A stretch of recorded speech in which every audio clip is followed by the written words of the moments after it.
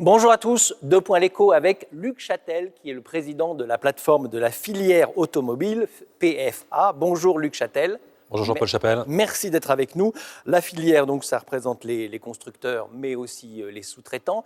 Quel avenir pour l'industrie automobile française avec, on l'a vu dans l'actualité du jour, là, les fonderies de Bretagne et 350 emplois menacés. La journée a été extrêmement tendue avec la direction qui a été séquestrée pendant quelques heures.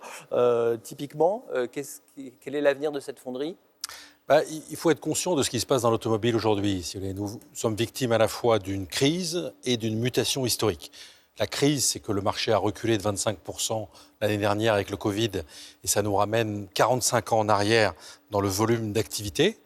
Et puis la mutation, nous avons engagé en 2018 un tournant historique dans l'automobile, qui est le passage de la transition écologique donc vers l'électrique. Ça a des conséquences sur les métiers historiques de l'automobile. Et la fonderie en fait partie. Nous étions les premiers fabricants en France de moteurs thermiques de petite cylindrée, avec des sous-traitants dans la mécanique, dans la forge, dans la fonderie. Ça, c'est condamné. Disons que ça va réduire considérablement. Et tout l'enjeu, c'est d'être capable d'accompagner cette transition, de faire en sorte que les salariés qui sont dans ces métiers puissent être accompagnés, reconvertis, orientés vers les métiers du futur de l'automobile. Alors, est-ce que l'automobile, c'est la sidérurgie de demain ? C'est l'objet de la question chiffrée. Elle vous est posée par Aurore Briffaut. Depuis 2008, l'industrie automobile a perdu 76 500 emplois. Selon des prévisions, cette tendance devrait continuer. 15% des effectifs actuels pourraient disparaître d'ici à 2025. Le secteur ne compterait alors plus que 180 000 emplois. Luc Châtel, les relocalisations et les mesures d'accompagnement qui ont été annoncées ne sont-elles pas trop tardives ? Trop tardives, ces mesures ? Nous allons vivre un nouveau départ dans l'automobile. C'est-à-dire que depuis 100 ans, les constructeurs automobiles, ils fabriquent des voitures avec des moteurs diesel ou des moteurs essence.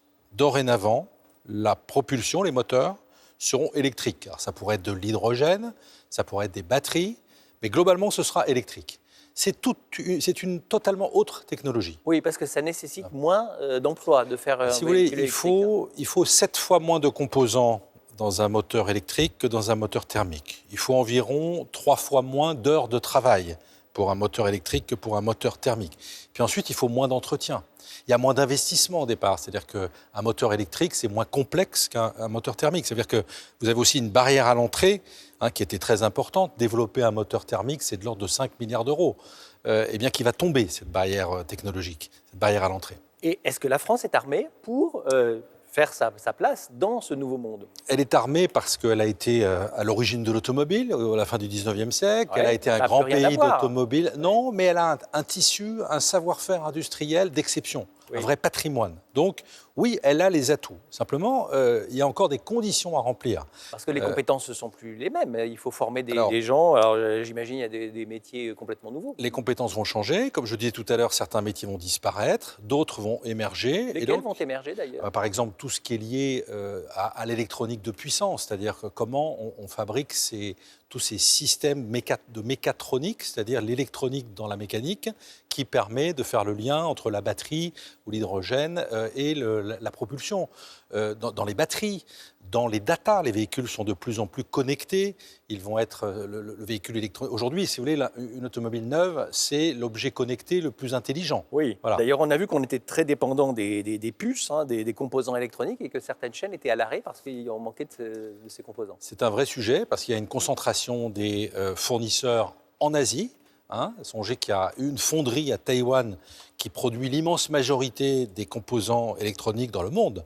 Et l'industrie automobile, elle n'est pas l'unique destinataire de ces puces. Il y a aujourd'hui, tous les objets de consommation courante détiennent des puces électroniques. Donc c'est un vrai sujet et nous travaillons avec le gouvernement, avec la filière électronique. Nous avons un grand champion en France qui s'appelle ST Microélectronique pour être capable d'investir dans notre pays à l'avenir sur les composants électroniques. Il va y avoir, si vous voulez, dans les 5 prochaines années, plusieurs centaines de milliards d'euros d'investissement en Europe dans l'automobile. Plusieurs centaines de milliards. Oui, mais pas forcément en France. La question, c'est comment on capte notre part. Aujourd'hui, la France, c'est 9% de la valeur ajoutée de l'automobile en Europe. Comment on passe à 12, à 15, à 20 ? Qu'est-ce qui manque ? C'est ça l'enjeu. Alors, d'abord, nous avons la chance d'avoir des grands champions. Stellantis a décidé de localiser ses moteurs électriques. Ils étaient en Chine, de les relocaliser en Lorraine.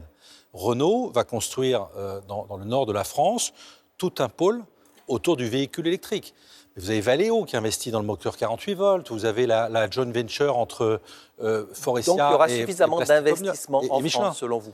Alors, il y a ces projets, simplement, on n'y est pas. C'est-à-dire qu'aujourd'hui, qu'est-ce qui manque? Je vous prends un exemple. Il y a aujourd'hui 25 projets de gigafactories, les grandes usines de batteries du futur en Europe, 25. Il y en a un en France.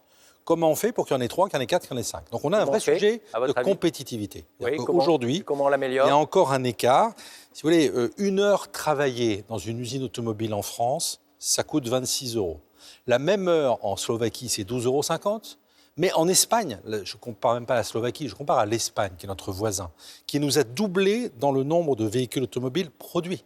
Pourquoi? Parce que c'est 19 €. Donc il y a un écart de compétitivité lié à quoi? qui est significatif. Alors qui est lié à la fiscalité, qui est lié au char. On connaît, ce n'est pas un sujet automobile, c'est un sujet national, c'est un sujet industriel dont France Industrie d'ailleurs s'est emparée depuis longtemps. Donc on a un vrai sujet et c'est pour ça que nous pensons que dans le cadre de la présidence française, pour qu'on capte ces projets de l'industrie du futur, eh bien, il nous faudra probablement un accompagnement ad hoc, spécifique, adapté aux investissements gigantesques qui vont être réalisés.